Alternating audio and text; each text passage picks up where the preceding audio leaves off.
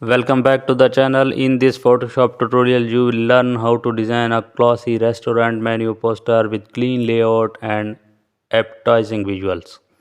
Open an A4 vertical document and add a warm textures background.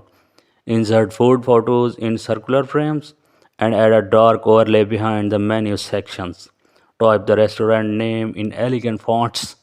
Add sections for starters, mains, and desserts. Use gold or beige color for luxury. Include price page beside each item. Add your logo and contact info. Use icons for line in delivery and location. And apply shadows for 3D depths. Balance spacing and readability.